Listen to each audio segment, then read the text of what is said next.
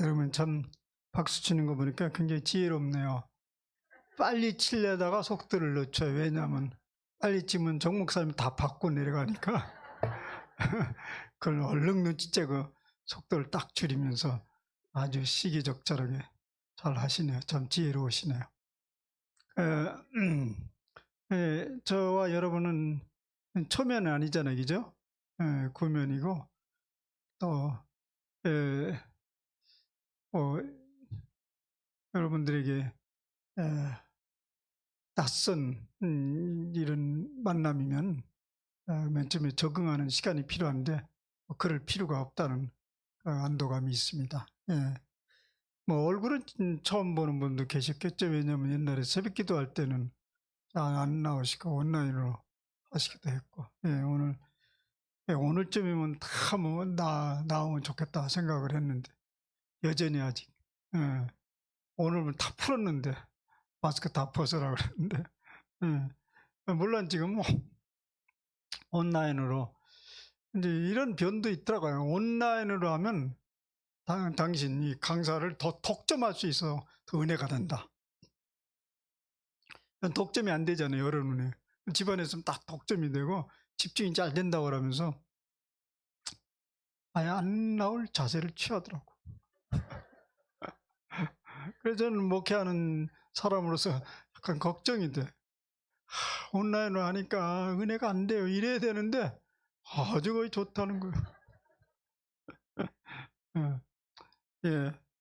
그래도 한동안 안 보면 또 그리워지니까 또 다시 또 나오게 될 겁니다. 오늘 드러나야 할 천국.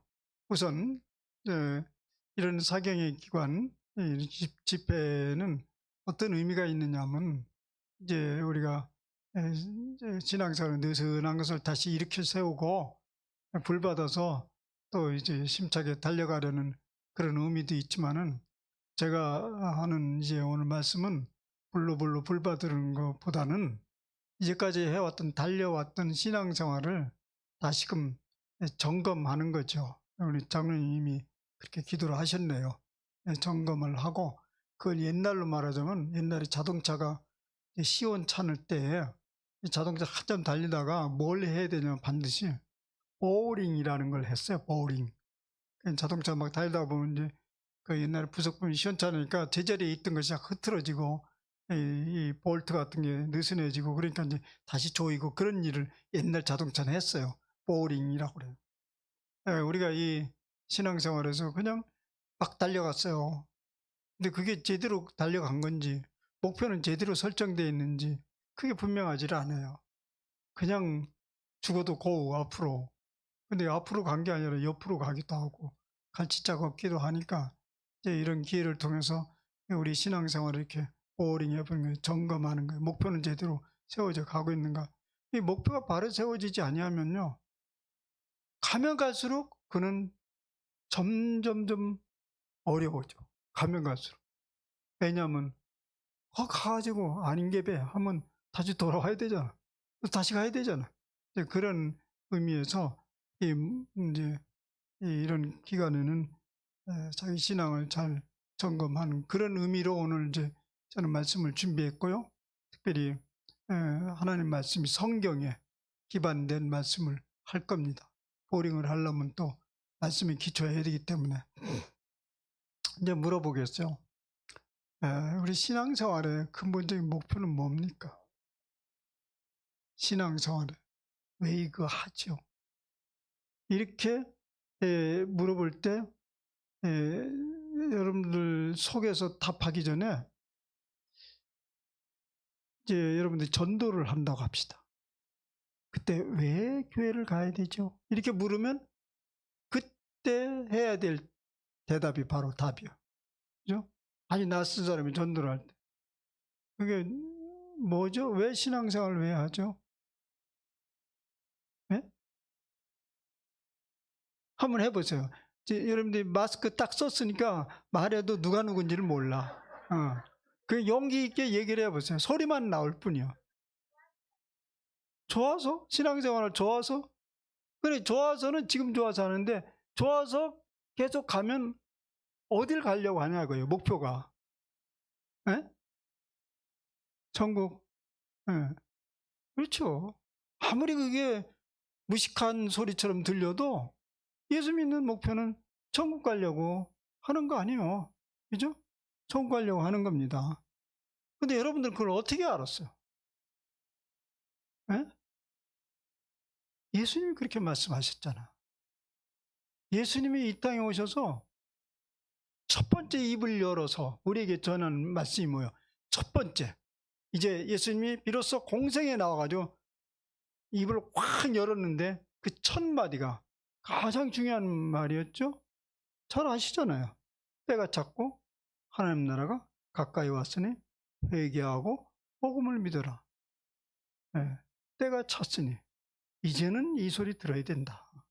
이제 이 소리 못 들으면 이제 삼천포로 빠진다. 하나님 나라가 가까워왔으니 회개하고 복음을 믿어라. 여기 복음이 뭐죠? 회개하고 복음을 믿으라는 게 뭐죠? 바로 앞에 부분이요. 하나님 나라가 가까웠다는 것을 믿는 것이 복음이요. 그런 거죠. 그런데 이 하나님 나라, 우리는 지금 금방 그렇게 얘기했잖아요. 하나님 나라 가는 것이 목표라고 했잖아요. 근데 예수님 말씀하고 썩 잘 안 맞죠? 가긴 어딜 가냐고. 가까이 왔다는데. 그러면 이게 방향이 다른 거예요. 하나님 나라 가까이 왔던데 우리는 간다고 그래, 계속. 어디로 가냐고. 언제. 그러니까, 죽어서 가는 거죠. 이쯤 되면 완전히 방향이 다른 거예요. 만약 그렇게 믿고 달려왔다고 한다면 지금쯤은 수정을 해야 돼. 그렇게 가봐야 나중에 가면 없어. 없다고. 예. 전에 이런 비유를 들었는지 모르겠어요. 제가요, 이제 이렇게 누가 대접하고 뭐 음식 하자면 이게 근사하게 대접을 해주려고들 하잖아요. 무슨 대접을. 그러면 뭐를 많이 이렇게 선호하냐면 이제 대접하는 입장에서 근사한 것이 한정식 같은 것을 선호해요. 한정식 알죠? 한정식 특징이 뭐죠? 가짓수가 많다는 거예요. 코스가 아주 많아. 나는 그거 한정식에 해가지고 아주 굶주린 때가 한두 번이 아니에요. 왜냐하면 나는 그렇게 이게 배가 크질 않기 때문에 이제 분명히 알거든요. 한정식이 계속 나온다는 걸. 그러니까 이게 이 속도 조절을 해야 되거든요. 앞에 잔뜩 먹어놨다가 그 다음에 뒤부터는 못 먹는 거예요. 뭐가 좋은 게 좋은지 모르니까. 그래가 조절을 해. 이제 안 먹고. 그래서 이제 이것도 패스, 저것도 패스. 안 먹고 가다가 이제 뒤에 와서 이제 좋은 거 먹으려고. 그래서 이제 물어보죠. 이게 서빙 하는 분이 오면, 이게 얼마 남았어요? 이게 다 나왔는데요? 네. 잘못 짚은 거예요. 잘못 짚었다고, 방향. 예. 코스를 알고 먹어야 돼요. 그래서 이제 그다음부터는 표를 보는 거죠. 표를 이게 좋은 식당에는 표를 딱 갖다 놔요. 어떻게 온다고. 그걸 쫓아가면 그런 실수는 않죠. 예. 우리가 예수 믿는데 목표가 분명하지 않으면서 그냥 가면 어디 되는지 알고 가는데 나중에 보니까 없는 거예요. 이러면 큰일이잖아요. 예. 근데 어떻게 그것을 제대로 방향을 잡냐. 뭐니 해도 예수님이 뭐라고 했느냐 귀를 기울여야 될 거 아니에요. 근데 귀를 기울이는 것 대신에 예수님이 뭐라고 말씀하시면 그냥 조금만 듣고 잠깐만 삼천리지 다 알지 더 얘기하지 말라고 그러고 자식대로 믿어버려요. 우리 많이 그러죠. 뭐 얘기하면 끝까지 안 들어. 애들 같아. 사춘기 애들 우리 잔소리 하잖아요. 다 알아. 내가 알아서 다 해요. 나중에 보니까 알아서 하긴 뭘 해. 하나도 안 하는데. 예. 그러면 안 된다. 예. 그래서 오늘은요, 이제 당시에도 많이 이제 실수를 한 거죠. 하나님 나라를 예수님께서 전하면서 이제 이런 얘기를 하는 거예요. 하나님 나라 당신들이 안다고? 안다고? 이런 질문을 하면서 이렇게 얘기해요. 이르시되 천국의 비밀을 아는 것이 너희에게는 허락되었으나 그들에게는 아니 되었다. 이게 그렇게 쉽게 누구나 알아지는 것은 아니라는 거예요. 꼭 그 비밀을 허락된 사람이 알고 그들에게는 허락되지 않았다. 그들, 여기에 너희, 그들이 나오잖아요. 너희는 누구냐면 지금 바로 이 말씀에 의하면 예수님 앞에 있는 그 사람들인데, 그 사람들이 직접적으로는 제자들이에요. 제자들에게 말씀을 가르치면서 너희들은 하나님 나라의 비밀을 알도록 열어놓기는 했다. 근데 저들에게는 아무리 그들이 알려고 용 써도 아마 안 될걸. 그러니 우린 두 종류의 사람이 있다고 지금 얘기하는 거예요. 지금 중요한 것은 우리가 우리가 여기 앉아 있는 우리 지금 말씀을 듣는 여러분들이 여기에 너희인지 아니면 그들인지 한번 생각해 보세요. 너희인지 그들인지 어떻게 구분이 되죠? 여러분들이 너희입니까? 그들입니까? 너희라면 이 하나님의 비밀을 알 수 있는 특권이 주어졌어요. 그들이라면 아무래도 소용없어요. 근데 그걸 어떻게 할까요? 이거예요. 지금 예수님의 제자들이 하고 있는 게 뭐냐면 예수님 말씀에 귀를 기울이고 있어요. 우리가 예수님의 말씀을 깊게 귀를 기울일 만한 가치가 있다고 믿느냐? 그걸 일생의 내 일로 생각하고 살아가느냐? 그걸 그렇게 소중하게 생각하느냐? 그런 사람들은 너희죠. 아마 오늘 이 집회 가운데 참여했는 사람들은 그런 사람들이겠죠. 뭐하러 여기 왔겠어요? 그렇지 않으면 내가 굉장히 유명한 부흥 강사, 재미있는 부흥 강사라면 아마 그 쭉정이도 많이 왔을 거예요. 오늘 재밌는 코미디도 하고. 우리 어렸을 때는 부흥 강사들이 너무너무 재미있었어요. 막. 근데 무슨 말씀을 했는지는 기억이 안 나. 하나도 안 나. 그냥 재미있는 거 배꼽 잡아 막. 저도 어렸을 때 하여튼 어린 시절부터 청소년기에 부흥회를 참 많이 쫓아다녔는데 무슨 말씀을 했는지는 남는 게 없는데 참 재주가 많은 분들이었다 이런 생각이 드는데 아마 여러분들이 벌써 딱 알아차렸을까? 신학교 교수? 정말 재미없겠구나. 선생님이 무슨 재미있었겠어? 그렇잖아요? 예. 그럼에도 불구하고 지금 오셨단 말이에요. 그건 뭐냐면 누가 했든 간에 목사님인데 말씀을 가르치지 않겠어? 그 사모함이 있어서 귀를 세우고 여기 앉아 있다 간다면 여러분들은 너희요. 너희요. 예. 그들은 누구였냐면 여기 성경에 나타난 직접적인 대상은 누구냐면 당시에 예수님과 끊임없이 대립각을 세우고 있었던 바리새인들과 서기관들이잖아요. 그들은 예수님의 소리에 크게 관심이 없었어요. 단지 예수님의 소리에 어떻게 돼요? 저항하고 반박하고 비판하고 그럴 준비를 하고 있는 사람이에요. 그 깊게 들을 수가 없어요. 저들이 아무리 하나님 나라를 알려고 해도 알 수 없다고 얘기한 겁니다.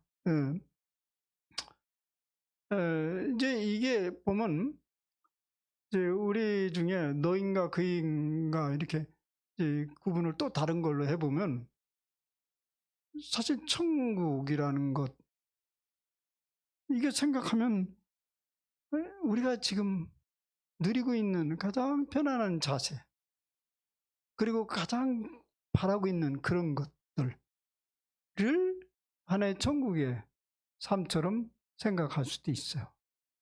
아무리 다른 얘기를 해도 내가 이미 그 천국이라고 마음을 딱 잡았어요. 요즘에 시중에서 상당히 이슈가 되는 얘기가 뭐냐면 세상에서 좀 애를 안 낳잖아요. 그리고 다음 세대가 이렇게 계속 이어져 가는 것에 대해서 굉장히 좀 회의적이에요. 그러니까 지금 이제 노후를 맞이하는 소위 베이비 부머 시대라고 해요. 베이비 부머 시대는 대충 지금 60 넘어가서 65 이런 사람들인데 이런 사람들은 자식들 기르고 또 부모도 모셔야 되고 그런데 다음에 내가 이제 받아야 되는데 기대할 수 없어요. 그러니까 이게 참 억울한 세대예요. 우리 세대가 아주 억울한 세대. 다 써두고 기대할 거 없어요. 우리 자식들한테 그래요. 난 너희들한테 기대 안 할 테니까 빨리 나가줘. 그것만 해도 좋겠어. 근데 우리도 지금 붙어 있는 놈이 있거든. 어제도 얘기하면서 너 언제 나갈래? 그랬더니 이래요. 아, 내가 나가면 엄마 아빠 외롭잖아요. 아이고 좀 이게 수가 아주 높아. 외로워서 봐주느라고 못 나간대. 그래서 그거 걱정하지 말라. 걱정하지 마. 한 주 더 떠요. 아빠가 보니까 날로 지면서 쇠약해지고 병원에 가고 그러는데 내가 나오면 어떡하려고 그래. 더 이상 내가 어떻게 밀고 들어갈 수가 없네요. 수가 자꾸 높아져가. 예. 하여튼 우리 세대는 이제는 누구도 기대하기 어려워서 그래서 요즘에 굉장히 이제 이슈가 뭐냐면 노후 대책을 잘 하고 있느냐. 그래서 막 신문에 보면 이 노후 대책을 하고 있는 사람 몇 %야 뭐 큰일이라고. 예. 근데 노후 대책이 뭡니까? 노후 대책 세 가지를 얘기하고 있어요. 첫째는 경제적 안정이 있고, 두 번째는 건강을 잘 유지해야 돼요. 세 번째는 인간관계가 원활해야 돼. 이 세 개가 굉장히 중요하잖아요. 그죠? 이걸 경제적 안정을 하고 건강 잘 지키고 사람과의 관계가 좋아야 돼. 그러니까 이제 일단 사람과의 관계가 하려면 부가 좋아야 되잖아요. 자식들은 안 좋아도 돼. 잘라내버려. 응. 근데 이것만 되면 만사형통으로 생각하는 거예요. 그렇게 되면 그게 천국인 줄 알고. 그런데 우리가 그렇게 바라지만은 그럼 이 삼박자가 제대로 맞습니까? 잘 안 맞아요. 경제적 안정을 하려고 열심히 노력가지고 이제 쌓아놓고 그거 좀 풀어보려고 하는데 몸이 안 따라가. 여행도 가고 싶은데 몸이 안 따라가. 그 돈이 무슨 소용이 있어? 이제 무슨 소용이 있어? 예. 그래, 건강도 좋고 돈도 쌓였어. 근데 정신없이 자기 앞만 바라다 보니까 사람과의 관계가 다 끊어졌어. 그럼 무슨 낙이야? 무슨 낙이야? 강남에 어떤 축구회라는 게 있어요. 조기 축구회 있는데 우리 교인이 하나 가는데 재밌는 분이 거기 있대요. 그 남녀 다 오는 조기 축구예요. 95세나 되는 분이 매일 나온대. 그래서 누구냐 물어봤더니 내가 아는 분이요. 아는 분인데 돈이 꽤 많은 장로님인데 이제 뭐 지금 장로 아니죠. 95세인데. 근데 그분이 나와서 95세 뭐 볼을 어떻게 차겠어요. 그냥 왔다 갔다 하다 끝나면 조기축제 모두 몰고 매일 밥을 산대. 매일 밥을 산대. 왜 그러겠어요? 그렇게 해서라도 사람을 얻으려고 하는 거예요. 돈 가지고 무슨 소용이 있냐고. 그래 사람이 중요하죠. 근데 이런 것들이 다 나중에 보면 그것이 천국이고 행복인 줄 알았지만은 그거 모으면 그동안에 누리지 않았고 이제 모아놓고 그렇게 되면 그게 이제 노후대이 잘 돼서 천국이라고 하지만은 그게 제대로 되냐고. 안 된다고 그렇게. 사실 돌이켜보면 어리석은 삶을 사는 거예요. 말하자면 그런 사람들은 천국의 비밀을 모르는 거예요. 천국의 그 그림이 잘못 그려진 거잖아요. 그 노후대책 탁탁 되면 그게 이제 천국의 시작이라고 생각하는. 물론 그걸 자기 입으로는 천국이라고 생각하지 않죠. 그러나 자 개념 속의 밑에는 그러면 천국이지 이렇게 생각하니까 거기에 맞춰서 또 다른 우리 예수님이 보여주고자 하는 천국을 같이 맞추려면 안 맞아 그것은. 그게 그런 식으로 예수 믿으면 영적으로 전혀 성장이 없고 뿐만 아니라 진정으로 신앙생활에 희열이 없어. 희열이라는 게 있거든. 깨달음이라는 게 있거든. 그래서 예수님은 그걸 갖다가 비밀이라고 말하는 거 아니에요. 비밀은요, 알아내는 묘미가 있는 거예요. 비밀 자체를 가지고 있는 것 자체. 우리 어릴 때 많이 해봤잖아요. 우리 소풍 가면 뭐 찾기 했어요? 보물찾기. 찾아보면 찾고 보면 별것도 아니야. 근데 그게 얼마나 이게 마음이 풍요롭게 느껴지는지, 그 찾고 막 돌아다니는 그 자체가 얼마나 행복해요, 그게. 그래서 찾았다. 근데 그걸 찾은 것은 그걸 받는 순간 그저 끝이야. 하나의 이 천국이라는 것은 굉장한 그 비밀이 숨겨져 있다는 거예요. 그걸 알아차리면 사실 천국은 앞으로 가야 할 곳이 아니고 이미 다가온 것을 우리가 경험하고 누리게 되는 거예요. 그러니까 이걸 아셔야 돼요. 예수님이 이 땅에 온 것은 천국을 끌고 온 것이지 우리를 천국으로 끌고 가려고 오신 게 아니에요. 그래서 끌고 온 그 천국을 우리는 스물 쫓아가는 거예요. 맛보면서 쫓아가는 거예요. 그런 동안 완성된 하나님 나라에 자연스럽게 도달하는 것입니다. 근데 지금 우리의 신앙의 의식에 보면 그렇지는 않잖아요. 그죠? 뭐냐면, 죽으면 천국 있어, 없어? 가, 안 가? 나는 갈 자신이 있어, 없어? 밤낮 그런 생각을 하고 있잖아요. 공백이야, 공백. 그러면서 자꾸 오늘 확신을 가지라고, 계속 확신을 가지라고. 그게 가지라고 하면서 가져지냐고요. 응? 그래서 이제 옛날에 부흥이 하면 막 그런 거 확신을 가지려고 해요. 막 뜨거워지고, 막, 오늘 천국의 기쁨을.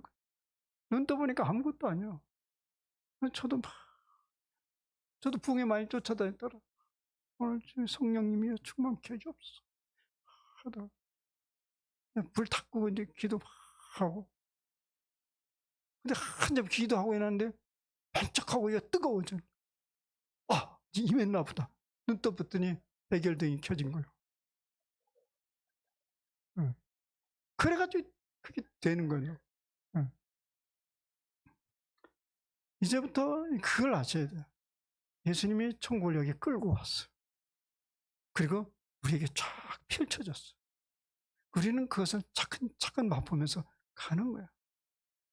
나는 그런 기대를 하고 있어요, 지금. 하다가 이제 주님이 와, 완성된 선고로 와. 그러면 알았습니다. 갑니다. 지금까지 그 천국을 맛봤는데 그 위에는 그 연속선상에 더 좋겠죠? 그걸 가는 거지. 그걸 내가 믿나 안 믿나 있나 믿나 그래 되는 거 아니에요. 그렇게 생각한 사람들은 이제까지 예수님이 끌고 온 천국을 무시해서 그런 거예요. 그걸 한번 알아보자고요. 그게 비밀이에요. 특별히 마태복음이 아주 많은데요.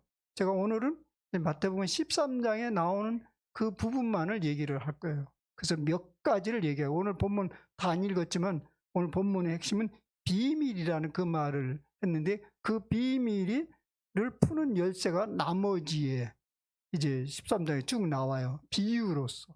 그죠? 비유로.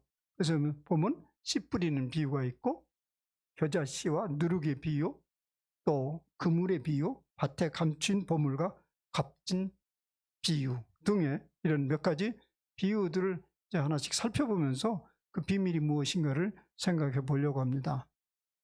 여러분, 당시에 예수님께서 이걸 가르쳤을 때 이제 특히 마태복음은 이 독자가 누구냐면 영어로 말하면 Jewish Christian이에요.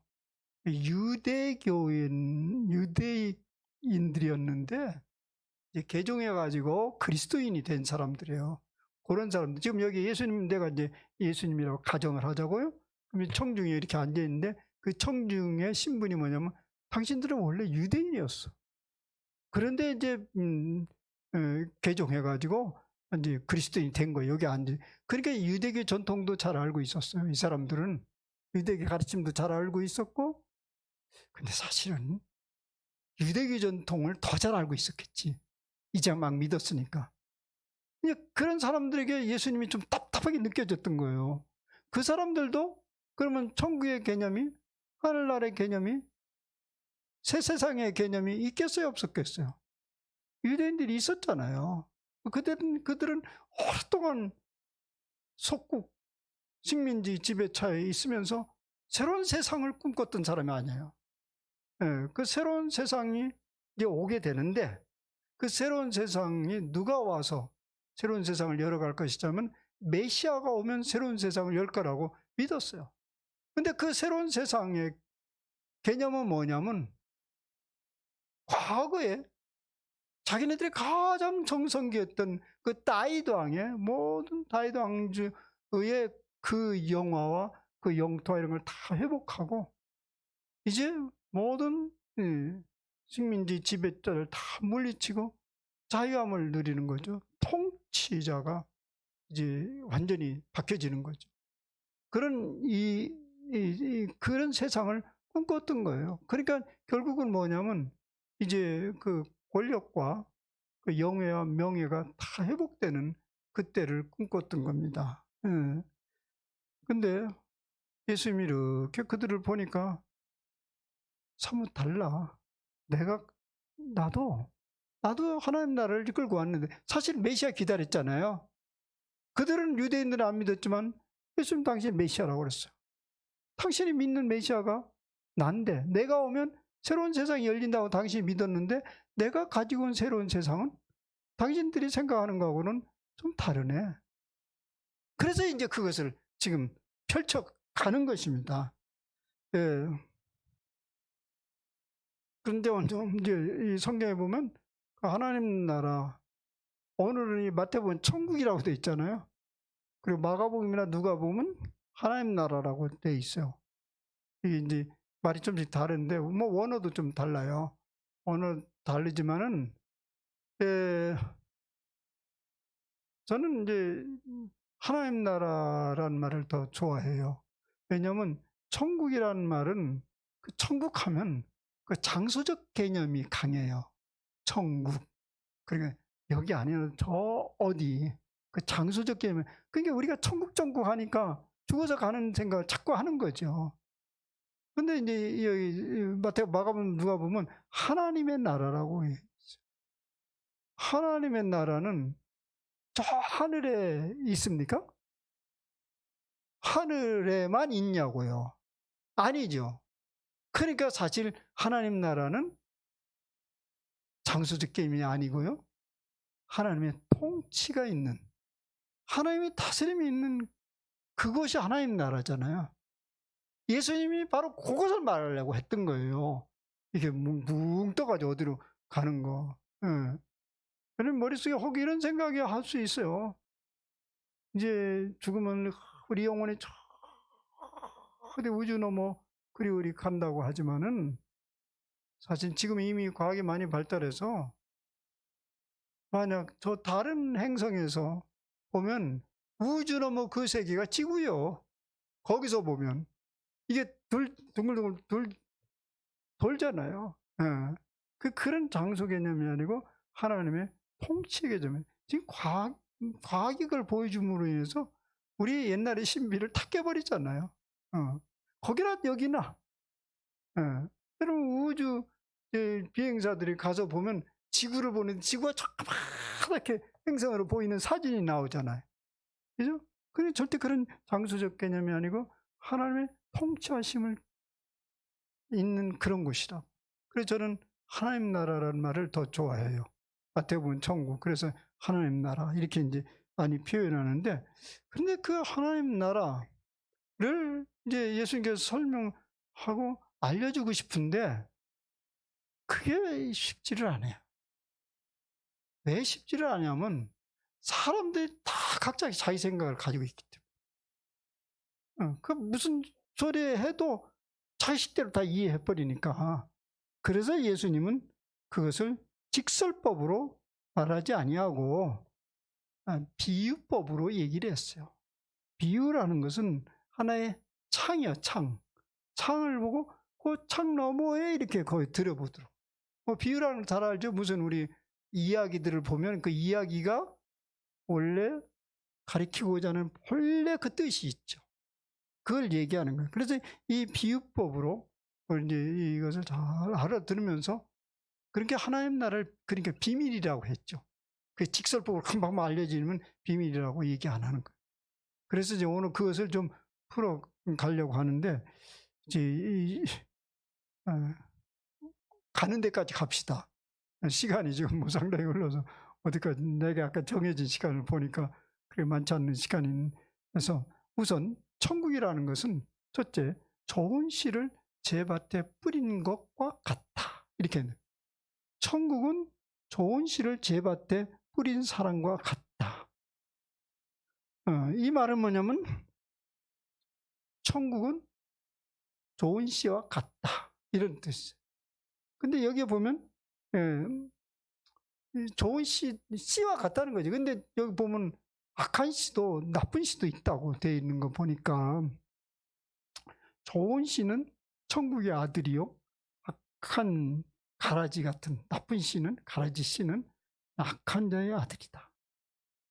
그 이 소리는 뭐냐면 이건 좋은 씨를 받은 사람이 천국이 무엇인지를 알 수 있다는 거예요. 좋은 씨를 받은 사람. 그게 이제 씨가 점점 자라들면 또 분명히 알게 되겠죠. 그럼 그러니까 그 좋은 씨는 뭡니까? 여기 보면 예수님이 뿌린 씨를 얘기하는 거거든요. 여기 보면 예수님이. 그 난 이제 밤에 와서 뿌린 것을 갈아지고. 그러니까 우리가 천국 얘기할 때는 분명히 예수님과 관련이 된 얘기예요. 이건 아주 분명해요. 예수님과 관련된 얘기예요. 그러니까 여러분들이 이런 거 자꾸 보고 유튜브에 많이 돌아다니는데 죽으면 어디 간다 이런 거 많이 나오는데 요새 굉장히 많이 나오더라. 나도 이제 봤더니.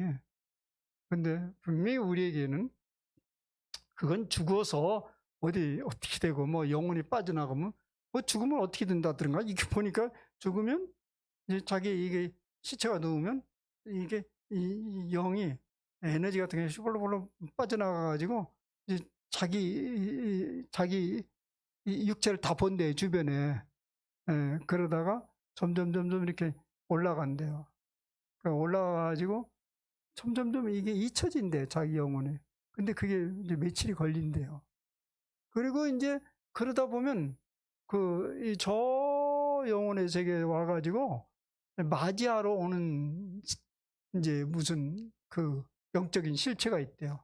그러면 그 사람하고 잘 맞아 떨어지면 가고 그 사람 쫓아가서 아예 잊혀지고 안 맞으면 또 돈대요. 그 맞는 길 찾으러. 유튜브의 지식이요. 성경 지식이 아니요. 근데 사람들은 믿기를 그걸 더 잘 믿어.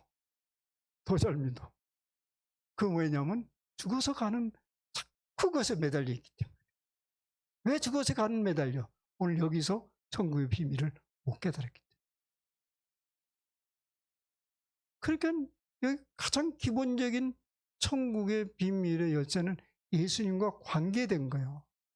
예수님의 말씀을 내가 씨가 내 속에 자꾸 뿌려져서 그게 지금 자라고 있느냐? 그거랑 관련 있는 것입니다. 예. 근데 여기 또 하나 뭐가 있냐면 밭이라고 그랬어요. 밭에 뿌려진 씨라고 그랬는데 밭은 어디일까요? 이 밭은 예수님의 밭인데 제 밭이라고 그랬어요. 주인이 뿌리는 예수님 뿌리니까 예수님 당신 자신의 밭이요. 그게 어딜까요? 그게 교회 공동체예요. 예수님 교회는 뭐라고 그래 사도 바울이? 그리스도의 몸이요. 몸이고 머리고 우리는 그의 지체들이요. 그러니까 이 교회 공동체가 밭이에요. 예. 이 교회 공동체는 예수님의 씨가 계속 뿌려지는 거예요. 예. 바로 이 씨가 뿌려져 가지고 오늘 현재적 하나님 나라를 이루어가는 거예요. 여러분 교회 왜 자꾸 오죠? 교회도요 중독이에요. 교회도 밭을 들리니까 오는 거예요.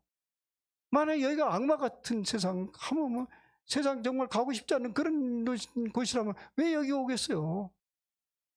밭을 예수님의 말씀이 자꾸 뿌려지니까 그것이 여기에 하나의 분위기를 이루어 가는데 그 하나의 천국의 모형의 출발이라는 것이에요. 그런데 그 밭에 유감스럽게도 꼭 그런 놈들이 있어. 가라지. 예수님께서 말해요. 그 가라지가 반드시 있기 마련이다. 그걸로 인해서 교회가 사랑이 없어, 교회가 이래. 그러지 말라는 거예요. 예수님 벌써 다 예언했어요. 오늘 교회 다니다가 실망해가지고 안 나온 사람들 말 들어보면 교회가 왜 그래? 왜 이렇게 사랑이 없어? 그러면 다 사랑이 없더냐? 그랬더니 그 장로님이 사랑이 없더라고. 그 집사가 그렇게 언행에 불일치를 하고 그래서 간다고 그러는 거예요. 그런데 그 사람은 왜 그렇게 실망하게 됐죠? 자기가 판단한 거예요. 예수님의 말씀을 들었으면 안 그러지. 예수님 말씀 뭐예요? 그런 거 다 있게 돼 있어요. 천국이. 그런 거 다 있게 돼 있다고. 가라지가 뿌린다고. 그래서 그런 거 너무 시비하지 말고 뽑아내지 말라는 거예요. 근데 우리는 이제 물어보는 거죠. 왜 그런 게 있지? 근데 그런 거, 왜 그런 게 있지 물으면, 그건 오늘 내일이 아니거든. 예수님 당시에도 있었고, 여러분들 아시는 대로 사도 바울이 자기가 개척한 교회로부터 얼마나 많이 괴롭힘을 받고 힘들었어요. 서신서 보세요. 그렇다고 그 교회를 문 닫지 않았거든요. 그리고 역사 속의 교회들, 중세 교회들, 말할 수 없이 이상한 일들이 많이 벌어졌어요. 그러나 교회는 계속 자라왔어요. 그런 것이 천국이에요. 왜 그렇게 가라지가 있으면서도 그 가라지에게 완전히 함몰당하지 않고 더 커지냐고요. 그건 씨가 자라.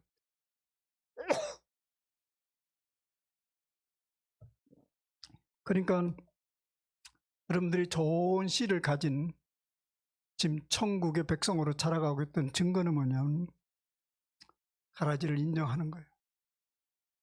그런 걸 인정하는 거예요. 그리고 그 사람에게 주목하지 말고 내게 뿌려진 씨앗이 점점 자라가도록 거기에 초점을 맞추는 거예요. 그러기 위해서 오늘 교회 안에 계속 씨를 뿌리는 분이 계시잖아요. 목사님이 계시고 교육자들이 계시고 또 성숙한 교회 지도자들이 있잖아요. 그런 사람을 주목하면서 내 신앙을 자라가게 하는 거예요. 가라지는 내비두라고. 내버려 두면 자꾸 괴롭히지 않을 거예요. 시비할 거 없어요. 내버려 두시라. 그런 것이 천국이라는 거예요. 근데 자기가 천국의 씨가 아니면 자기도 가라질 거예요. 가라지는 가라지끼리 만나면 한바탕 싸워. 그런 것을 생각을 하라는 거죠. 그런데 왜 또 다시 질문을 던져요? 왜 그렇게 하셨냐 하나님이. 그냥 곱게 자라게 하지. 그건 뭐 우리가 추측해보면 또 성경의 여러 가지 예들을 보면 그 씨를 건강하게 하기 위해서 그래요. 건강하게. 그리고 또 상대적으로 내가 하나님의 백성이고 하늘나라의 사람이라는 것을 확인시켜주기 위해서 그런 것입니다. 예. 그러니까 우리는 계속 이 씨가 자라가게 하려면요, 반드시 그 밭에 머물러 있어요. 천국 백성으로서 계속 자라가려면 반드시 그 밭에 머물러 있어야 돼요. 그래야 살아남아요. 그 밭이 교회 공동체인데요. 그것은요, 만물의 원리예요. 식물들을 보세요. 식물들을 보면 군락을 형성돼 있어요. 군락. 절대 혼자는 안 살거든요.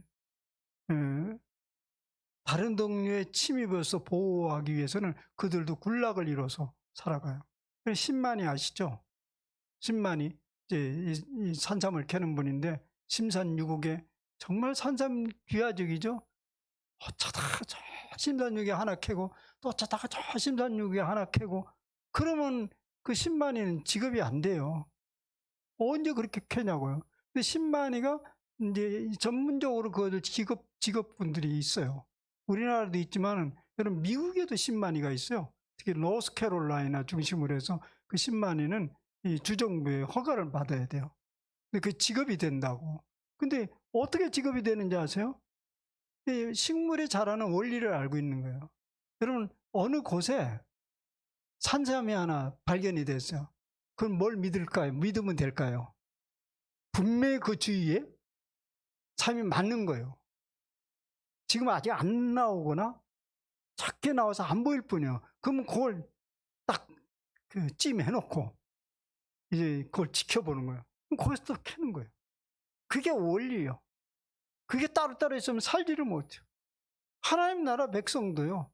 여기에 가라지가 있어도 함께 여기 모여 있으면 그 가라지에 우리가 절대 함몰되지 않아요. 자라가는 거예요. 왜냐하면 좋은 씨가 더 강력하기 때문에 그래요. 이런 이론을 이제 신학적으로 정리한 유명한 신학자가 있어요. 성인 아우구스티누스라고 하는데요. 우리가 쉽게 알아듣는 데는 어거스틴이라는 분이 있죠. 어거스틴이 유명한 신학적 명제를 냈는데, 제가 또 유식한 말로 하면 라틴어로 프로바치오 보니라는 말인데, 프로바치오 보니, 그것을 우리말로 번역하면 선의 결핍이라는 뜻이에요. 그게 뭐냐면 죄악이라는 것은 선의 결핍이다. 죄악이라는 게 무슨 실체가 있는 게 아니라 선이 없으면 바로 그게 악이 되는 거다. 예를 들면 이런 거다. 어둠이라는 게 있습니까? 어둠이라는 게 있냐고. 어둠이 없는 거예요. 태양이 물러갔기 때문에, 빛이 물러가기 때문에 어두워지는 거예요. 그 빛이 오면 그 어둠은 대항을 할 수가 없어. 대항을 할 수가 없어. 물러가는 거라고. 그러니까 악도 그렇다는 거예요. 가라지, 실체가 아니에요. 거기에 좋은 씨가 왕성하게 안전하기 때문에 개들이 계속 뻗쳐가는 거예요. 여러분, 우리 교회에 가라지가 많아서 힘들다고 한다면 그걸 탓할 게 아니라 우리 자신을 전국 백성이라는 사람들이 자기를 탓해야 돼요. 내가 저들을 이기지 못하는구나. 그런 거였어요. 예. 그게 이게 유명한 프로바처 본입니다. 예. 따라서 우리가 천국백에서 자라가려면 이 공동체에 계속 머물러 있어야 돼요. 그리고 좋은 씨를 계속 공급받아야 돼요. 그래서 거기서 이겨내고 단단한 이제 씨로 이제 싹을 텄고 자라가야 된다는 얘기입니다. 예, 그다음 두 번째 하나님 나라 이야기는, 하나님 나라는 겨자씨와 같다, 누룩과 같다, 이런 말을 해요. 겨자씨와 누룩을 표현하는데 이 둘의 공통적인 이제 속성은 뭐냐면, 겨자씨, 누룩 전부 다 아주 미미한 거예요. 미미한 거. 우리 잘 알잖아요. 겨자씨 하면 이미지가 뭐죠? 가장 작은 씨라고 그러잖아요. 근데 지구상에서 가장 작은 씨는 아니요. 더 작은 씨가 편백나무 씨래요. 근데 이제 이 겨자씨는 유대 사회에서 가장 작다라는 관용거예요. 관용. 나도 이제 성지순례 가서 그 씨를 이제 받아봤는데 작긴 작아. 이렇게 잡히질 않게 뜨끈뜨끈하지 않고 무슨 조금 먼지처럼 이렇게 있는데 그보다 더 작대요. 이 편백나무 씨가. 근데 어쨌든 그래서 성경에서 이제 관용구로 쓰는 거죠. 진실로 너에게 이르노니 너희가 만일 믿음이 한 겨자씨만큼만 있으면 이 산을 명하여 저기로 옮기리라 하여도 옮겨질 것이다. 또 너희가 못할 것이 없으리라. 겨자씨 아주 작은데 사실은 그건 보통이 아니라는 거예요. 여러분, 이 겨자씨 비유는 다른 비유가 아니고 예수님 자신의 비유였어요. 여러분, 메시아의 그 시작은요, 정말 겨자씨와 같고 작은 누룩과 같았어요. 예수님 이 땅에 태어날 때 아무도 주목하지 않았죠. 아무도 주목하지 않는 그곳에 태어나고 마구간에 태어났어요. 물론 예수님이 자랄 때도 아무도 주목하지 않았어요. 나사렛에서 무슨 선한 것이 나오겠느냐? 그것에 아무도 주목하지 않고 자라갔어요. 물론 공생이 할 때는 좀 주목을 받았지만 그가 무슨 대단한 인간이라고 생각하지 않아요. 오늘 성경에서 우리가 대단한 인간으로 지금 부각된 거지, 당시에는 미치겠네요. 좀 그렇지만 정신없는 사람, 나이가 들어 장가도 먹고 직업도 없고 여기저기 돌아다니면서 썰렁썰렁한 소리하고 죽어 마땅한 소리만 하고 다니고, 그래서 그냥 쉽게 처단해버렸어. 십자가에. 별거 아니었어요. 그리고 끝났어. 당시에 로마나 바리새인 서기관들, 종교지도들 다 그걸로 끝난 거예요. 계속 끝난 걸로 생각하고 있었어요. 근데 어떻게 됐습니까? 그게 마구 요원의 불꽃처럼 일어나기 시작하는 거예요. 그 사도행전의 역사를 보면 불과 한 세대, 두 세대 만에 뭐 엄청나게 일어나기 시작하고 불과 2, 3세기 만에 제패해버렸어요. 그게 바로 겨자씨와 같아요. 그렇게 신의 왕성에 자라는 거예요. 그러니까 오늘 우리가 천국을 믿기에는 당시에 예수님의 제자들이 믿는 것보다 우리가 그 천국을 믿기에는 훨씬 유리한 고지에 있어요. 왜 그래요? 우리는 그 엄청난 증거들이 있잖아요. 그들은 증거가 없어요. 앞으로 되어질 것이에요. 여전히 겨자씨였고 여전히 누룩이었어요. 우리는 그 겨자씨 누룩이 엄청나게 커진 것을 보고 있잖아요. 근데 왜 엉뚱한 걸 딴 데 가서 믿냐고. 나 그 예수님 그때 있었으면 더 잘 믿었을 건데 더 못 믿지. 지금 증거가 얼마나 많은데. 바로 그것을 여기서 일컫는 것입니다. 수많은 증거들이 나타나면서 지금 하늘나라는 그렇게 커졌다는 얘기요. 여러분 한반도 역사를 봐도 그래요. 한반도 역사에 뿌려진 그 복음의 씨앗은 정말 겨자씨 같아서 그게 자랄까 의문이 있었어요. 그것이 달아나서 열매를 맺을 희망이 거의 없었어. 우리나라의 첫 선교사가, 개신교 선교사가 우리나라에 발을 디딘 것은 1832년 첫 사람이 선교사로서 발을 디뎠습니다. 네덜란드 선교사의 선교에 소속한 구틀라프라는 사람이 있었어요. 구틀라프 선교사가 바람이 격한 어느 날 아침에 이 땅에 발을 디뎠는데요. 그가 이렇게 기록하고 있어요. 그때 첫 만난 조선 사람들 보면서 침통하고 무표정한 얼굴을 한 한국인을 만나 성서를 주면서 이렇게 말했대요. 자기가 이제 글을 나중에 쓴 거예요. 표정도 없는 조선 사람을 만나서 무슨 책을 하나 줬어요.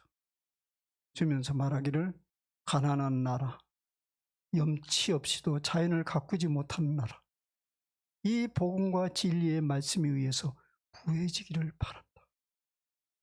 그러고 한 해를 더 머물다가 그가 이제 그래서 무슨 활동한 건 기록은 거의 없는데 또 다른 기록이 있어요. 그 이듬해에 또 이런 말을 남겼어요. 한국 사람은 매우 비종교적인 성품을 가진 것 같다. 더욱이 이들은 생사에 대해서 위로를 줄 구원의 교리에 접할 생각을 전혀 하지 않고 있다. 이러한 냉담이야말로 이들의 정신의 무감각이 얼마나 큰가 하는 것을 웅변으로 시사하고 있다. 그러나 한 가지 확실한 것이 있다.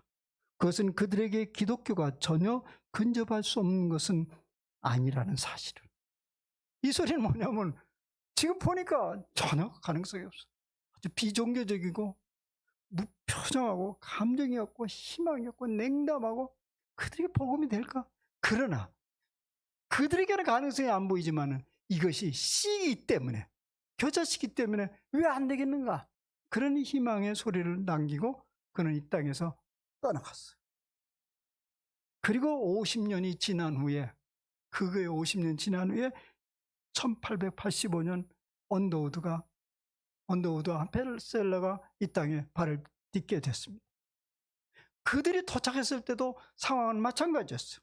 혼돈과 혼란이 연속되는 그런 세기말적 증상의 조선 말기 시대 참담한 시기였어요. 구틀라프의 선교사와 같이 이들도 이 땅을 바라면서 참담한 심정이었습니다. 그러나 그들은 포기하지 아니하고 씨를 뿌렸어요.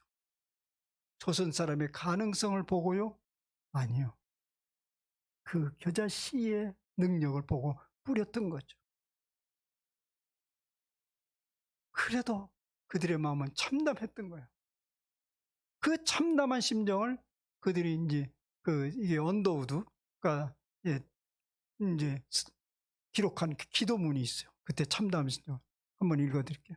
물론 이건 이제 역사가에 의해서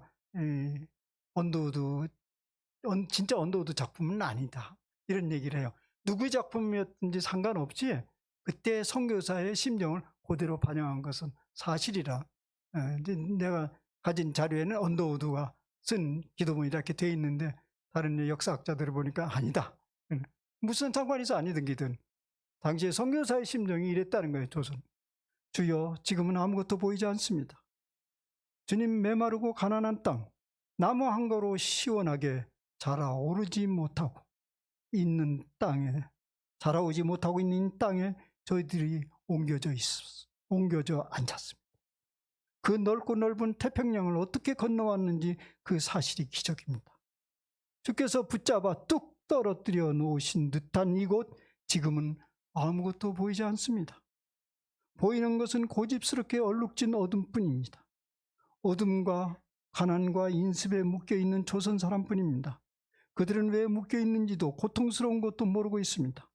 고통을 고통인 줄 모르는 자에게 고통을 벗겨주겠다고 하면 의심부터 하고 화부터 냅니다. 조선 남자들의 속셈이 보이질 않습니다. 이 나라 조정의 내심도 보이질 않습니다. 가마를 타고 다니는 여자들을 영영 볼 기회가 없으면 어찌하나 합니다. 조선의 마음이 보이질 않습니다. 그리고 저희가 해야 할 일이 보이지 않습니다. 그러나 주님 순종하겠습니다. 겸손하게 순종할 때 주께서 일을 시작하시고 그 하시는 일을 우리들의 영적인 눈이 볼 수 있는 날이 있을 줄 믿습니다. 믿음은 바라는 것들의 실상이요 보지 못하는 것들의 증거니라고 하신 말씀을 따라 조선의 믿음의 앞날을 볼 수 있게 될 것을 믿습니다. 지금은 우리가 황무지 위에 맨손으로 서 있는 것 같사오나 우리가 서양 귀신 양귀자라고 손가락질을 받고 있사오나 저희들이 우리 영혼과 하나인 것 깨닫고 하늘나라의 한 백성, 한 자녀임을 알고 눈물로 기뻐할 날이 있음을 믿나이다. 지금은 예배드릴 예배당도 없고 학교도 없고 그저 경계와 의심과 멸시와 천대함이 가득한 곳이지만 이곳이 머지않아 은총의 땅이 되리라는 걸 믿습니다. 주여 오직 제 믿음을 붙잡아 주소서. 그리고 얼마에 이 조선에서 복음을 전하다가 언더우드가 인왕산 겉에 올라가면서 그 보이는 넓은 산을 거기에 지금으로 하자면 부동산 소개업자를 그 인왕산에 올라가서 저 보이는 모든 땅 내가 살 테니까 다 주인 섭외하라고 그래서 이 부동산 업자가 아니 저 황량한 산 그 사가지고 그때 호랑이가 나올 때인데 사가 뭐 하려고요?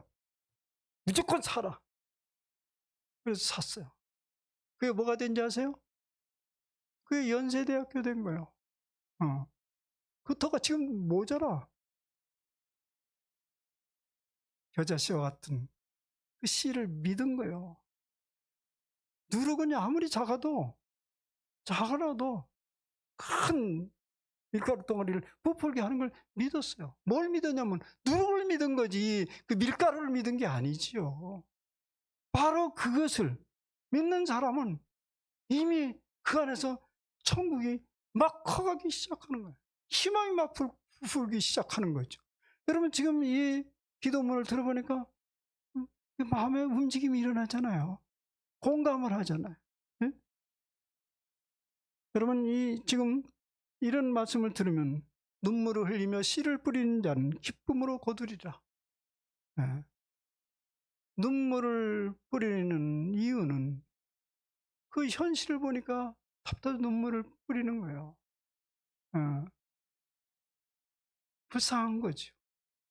그러나 그 뒤에 희망이 있는 거예요. 너희들을 머지않아 눈물을 거둘 것이다. 뿌린 거예요. 씨를 막 뿌린 거예요. 하나님 나라는 그래서 겨자씨와 같다, 누룩 같다. 여러분 마음 돌이켜보세요.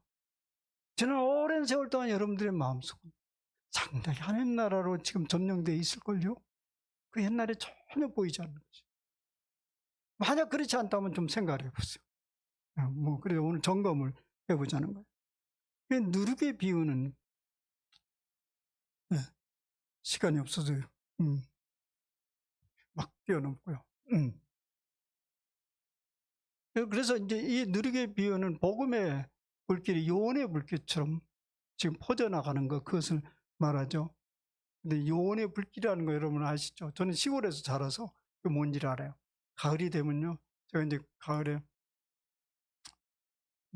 한 10리씩 걸어다녀서 초등학교를 걸어다녔는데요. 그 초등학교를 심지 가다 보면 어디를 오랫동안 걸어야 되냐면 철길을 따라 이렇게 갔어. 그 철길 양쪽에는 이제 그 풀이 있잖아요. 풀밭이 꽤 넓게 쫙 깔려 있는데 가을에는 그게 다 이렇게 뭐 이렇게 풀이 이제 익는다고 해야 될까? 이제 풀 낙엽이 되죠. 뭐라 그러지 그걸? 어?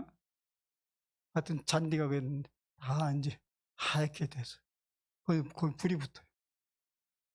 불이 붙으면 그 불이 옆에 밭으로 옮기고 집으로 옮기면 큰일 나잖아요. 그 우리가 가서 나무로 막 그걸 끌려고 막 그걸 꺼요. 그럼 불이 어떻게 되죠? 퐁, 퐁, 퐁 뛰어가지고 더 붙어. 그걸 요원의 불길이라고 그래요. 여러분, 기독교 역사 속에 보면 박해가 심할수록 어떻게 되죠? 막 터져가는 거예요. 죽이면 죽일수록 피가 저리 뛰고 막 튀는 거예요. 그래서 로마에서 나중에 정책을 바꾸라고 그랬어. 이 죽이면 더 퍼져가니까, 박해는 더 퍼지니까, 그래서 그것을 로마의 타락한 문화로 그들을 부수려고 애를 썼던 거죠. 그죠? 예. 그게 복음이에요. 예. 역사를 살펴보면 특별히 겨자씨와 누르기 비율은 아주 분명합니다. 그러니까 지금 그 오래전보다 오늘 우리가 살아가는 이 세상은 눈만 뜨고 쳐다보면 하나님 나라가 훨씬 더 가까이 와 있고 우리는 그것을 이미 맛보고 있어요. 맛보고 있어요. 뭐 저는 그런 증언들을 내 개인의 삶만 비춰봐도 밤새도록 얘기할 수가 있어. 제가 오늘 여기 말씀 전하는 것은 우리 교회에서 많이 한 얘기요. 그래도 안 믿을래? 그 뭐 80, 90 된 분들은 다 아멘하죠. 알죠. 네. 그럼 이제 마지막에 그 하나님 나라의 세 번째, 하나님의 세 번째는 밭에 땅에 감춘 보화와 값진 진주라고 해요. 감춘 보화와 값진 진주. 근데 이제 이렇게 생각하면 하나님 나라는 정말 보화, 그렇게 소중한 거다. 근데 이런 것을 지금 얘기하려는 것보다 더 중요한 건 뭐냐면 그 보화를 알았어요. 값진 진주를 알아. 그럼 어떻게 돼요? 그거 자기만 알아. 다른 사람 알면 안 돼요. 그러니까 그 찾으려고 온갖 거기에 자기 삶을 드리고 헌신하고 그 길을 가면서 그 마음속에 희망이 솟는 거예요. 찾는 과정. 그런 거를 갖다가 천국의 마음이라는 거예요. 그 소리는 이렇게 비유할 수 있어요. 여러분들이 꿈꾸고 있는 이상적 삶이 있습니까? 그거 있어야 돼요. 그거 있어야 돼요. 이제 이 나이가 들어가면요. 아이고, 세상이 다 그렇고 그렇지 뭐. 저 양반이 지금 변화가 일어나겠어? 이제까지 저런데? 저 양반이 누군지는 여러분 생각해보세요. 저놈이 뭐 이제까지 저랬는데 저놈은 누굽니까? 자꾸 그 희망을 꺾어. 그러면 그건 하나님의 백성이 아니요. 뭔가 우리는 그럼에도 불구하고 이상적인 꿈이 있어요. 한번 보세요. 우리가 여기까지 살아온 거 보면요. 계속 가장 좋은 곳을 향해서 달려왔어. 여러분 학창시절 생각해요. 너무 꿈이 많았잖아요. 저도 학창시절 꿈이 많았어요. 온 세상을 다 가지려고 그랬어요. 열심히 공부해요. 가고. 한번 이런 일이 한번 내가 아는 분이 장로님이신데 이런 얘기를 하더라고요. 그분이 저보다 70이 좀 넘으신 분인데 옛날에 서울공대를 나왔어요. 당시에 공대가 아주 잘 나갔을 때, 지금 의과대학이 잘 나지만 그때 공대가 아주 최고 실력 있는 사람 가가지고 공대를 나와가지고 회사에 취직했어요. 회사를 취직해서 월급을 딱 받아가지고 효자 이분이. 근데 그 아버지가 목수였어요. 그리고 그 집안에 공부한 사람이 아무도 없어요. 본인밖에 없어요. 그게 집안에 얼마나 큰 기대를 가졌겠어요. 그래서 이제 첫 월급을 받아가지고 아버님한테 다 갖다 드렸어요. 그때 아버지가 딱 그걸 봤더니 옛날에 노란 몽투잖아. 노란 몽투 받아본 사람 있어요? 노란 몽투 탁 빼먹어 막 돈을 씌운 거예요. 그러더니 눈이